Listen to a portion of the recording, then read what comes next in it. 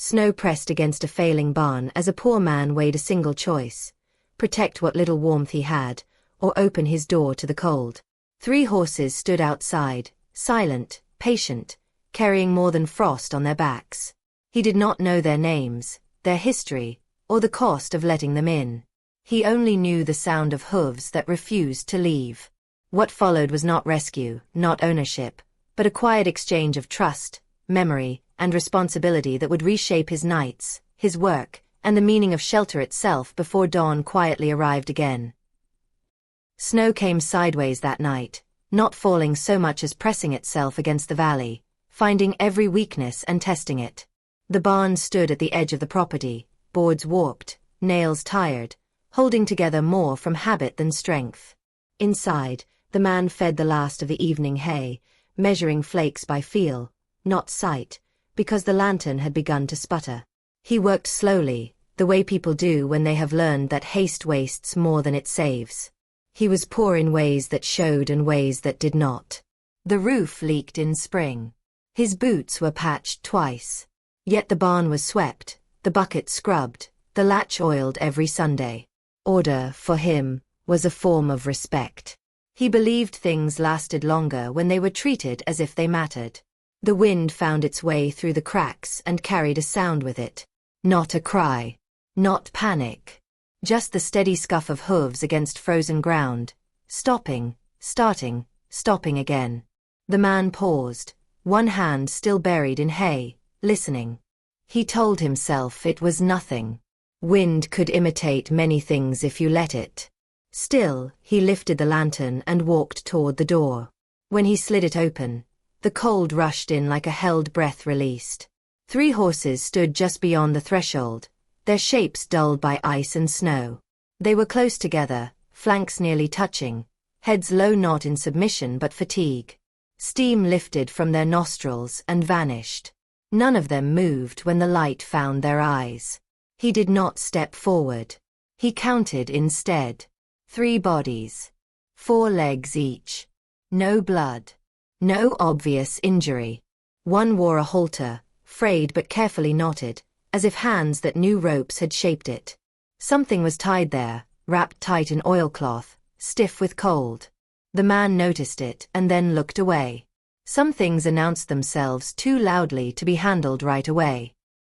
He thought of the stove inside the house, of the single stack of split wood laid out for the rest of the week.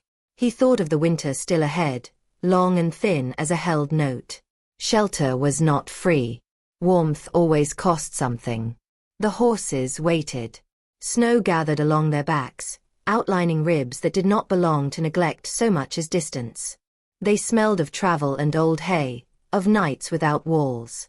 One shifted its weight, careful, deliberate, as if asking permission from the ground itself.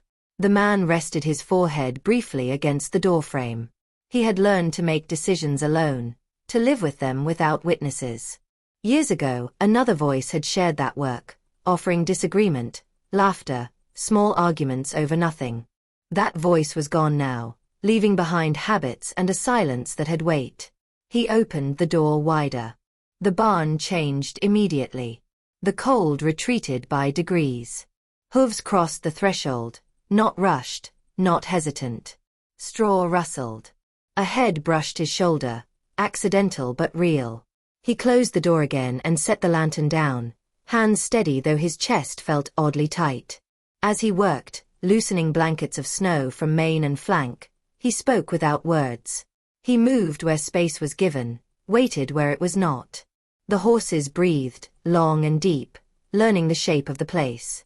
The one with the halter stood nearest him, the bundle knocking softly against its neck. When the last latch was secured and the wind shut out, the man leaned against the stall rail. He knew he had changed the math of his life.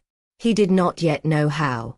Outside, the storm continued, but inside the barn, something settled, as if all of them were holding the same breath, waiting to see what it would become.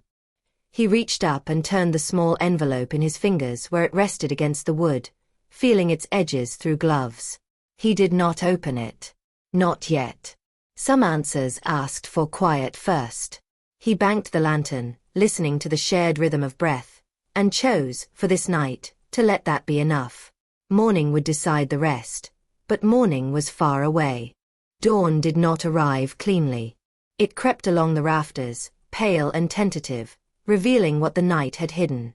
The man woke on the bench beside the stove, joints stiff, the smell of wet horse and old straw thick in the air. He stood without stretching, as if ceremony might wake regret, and went first to the stalls. All 3 horses were standing, heads low, breathing slow, their bodies arranged with a quiet agreement that felt deliberate. He began with water. Buckets filled, ice skimmed, set down where hooves would not tangle. Grain came next, measured sparingly. He watched to be sure no one was pushed aside. The horse with the halter waited until the others had begun, then stepped forward, accepting its share without hurry. That patience struck him harder than hunger would have. It suggested training, yes, but also care received long enough to become instinct. He brushed snow from their coats and felt heat there, steady and real. Under the grime, scars told older stories, a brand blurred by years, rope burns softened to pale lines. These were not the marks of a single bad night.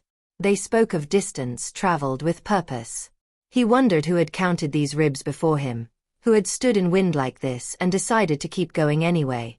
The bundle knocked again when the haltered horse turned its head. The man reached for it at last. Oilcloth peeled back to reveal an envelope sealed with wax long since cracked by cold. A small object lay beneath, smooth from handling, weight familiar even before memory supplied its name. He set both on the shelf above the stall, aligned carefully, as if order might keep the past from spilling. Work steadied him. He forked fresh straw, mended a loose board, tightened a hinge that had complained all winter. Each task answered a question he did not ask aloud. The horses followed his movement with their eyes, not wary now, only attentive. When he paused, they paused. When he spoke, low and unadorned, they listened without turning away. By mid-morning the storm thinned, light sharpening at the edges. He carried the envelope to the rail and held it there, feeling its stiffness through his gloves. He did not open it yet. He had learned that words could change a room faster than fire. Some truths worked better when the body was ready.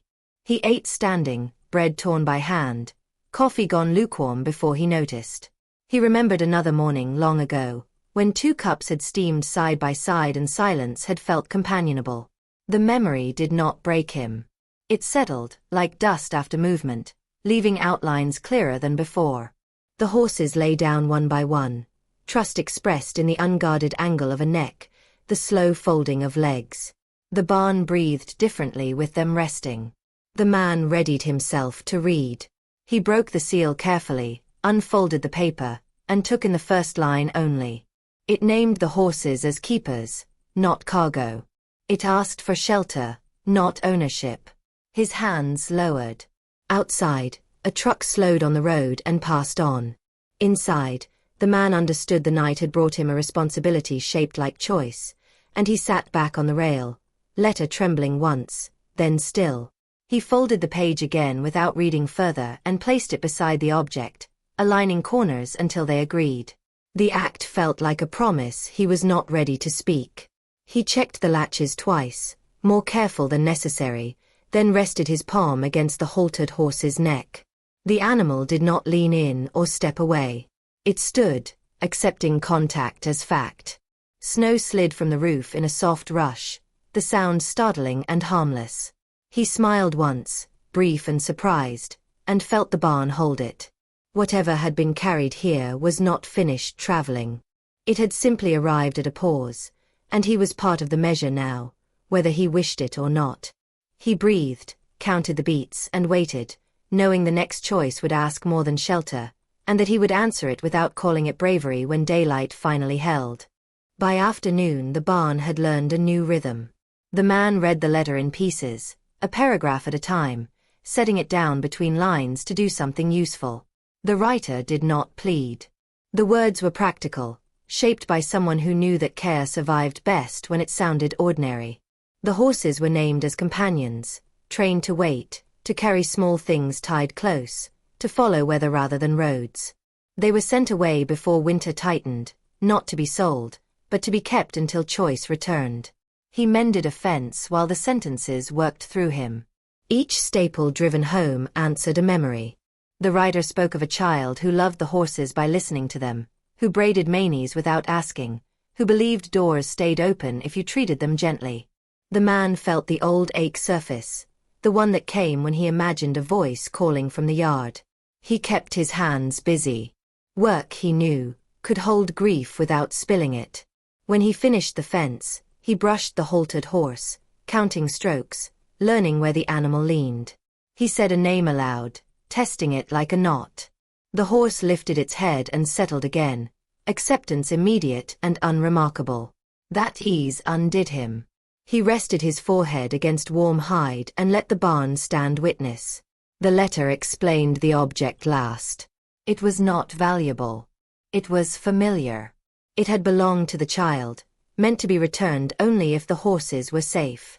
The writer apologized for asking strangers to finish a promise. The man read that line twice. He did not feel like a stranger anymore.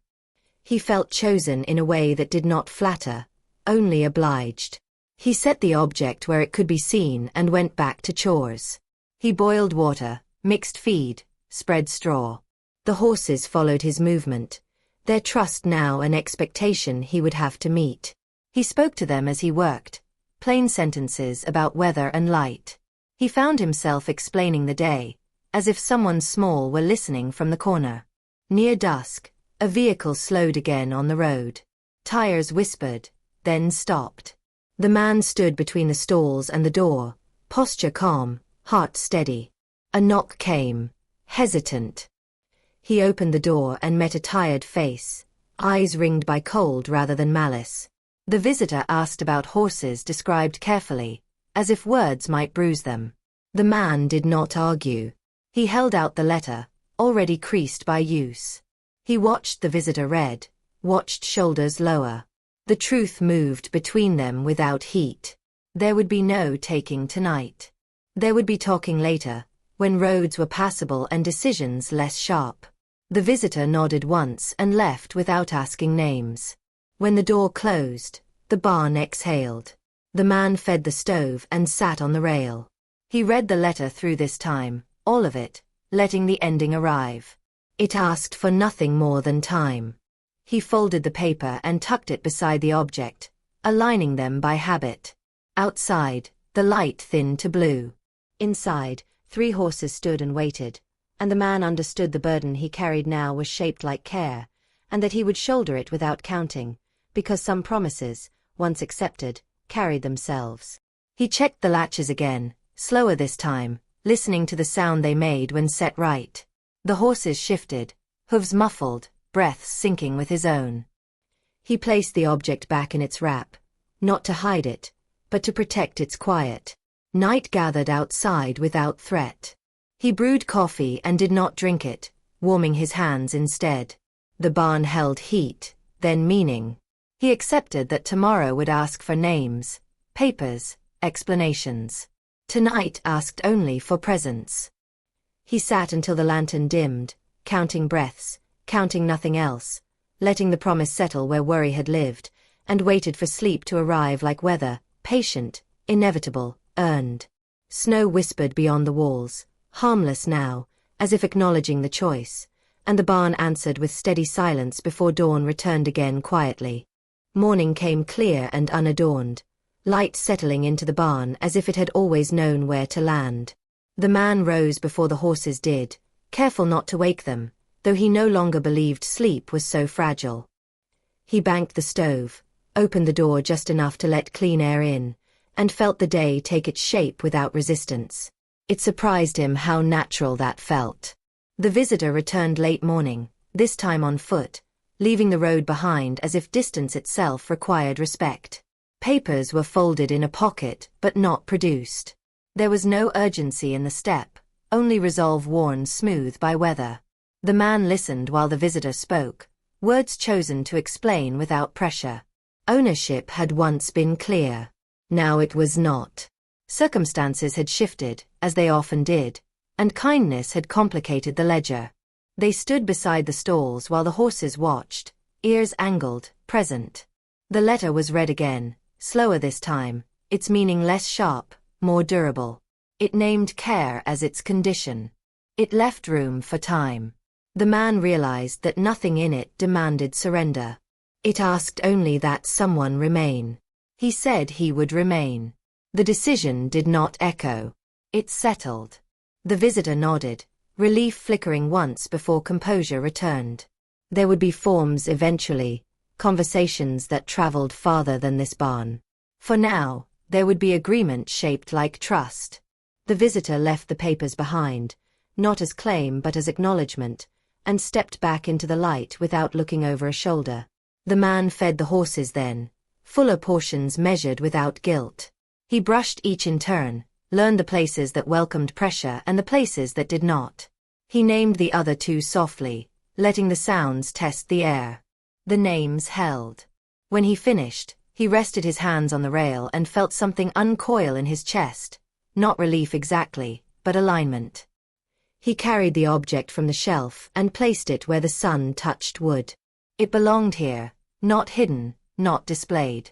A marker, nothing more. He thought of the child named in the letter and spoke once toward the stall, promising nothing grand, only care done well.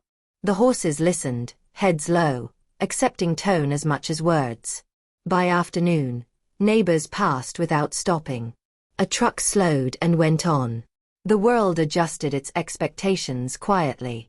The man split wood and stacked it closer to the barn than before, planning for nights that would now be shared. He fixed a gate that had sagged for years, surprised at the ease in his arms. Purpose, he realized, changed leverage. At dusk he opened the barn door wide. The horses did not rush out. They stood where they were, choosing. He laughed once, a sound rusty but intact, and closed the door again against the cold that would come later. Inside, lantern light warmed faces and flanks alike. He ate his supper sitting on a bale, crumbs falling to straw, not minding. He read the letter one final time before folding it away. The ending thanked whoever answered. It did not ask to be remembered. He tucked it beside the object and understood that memory would take care of itself. Some things stayed because they were used. When night returned, it did not press. Snow fell straight this time, gentle, as if the storm had learned something too. The man checked the latches once, not twice, and leaned against the rail. 3 horses breathed in the dark, steady and unafraid. He breathed with them, counting nothing, listening to the small sounds that meant shelter held. If this story touched you, subscribe or share where you're watching from. These stories matter.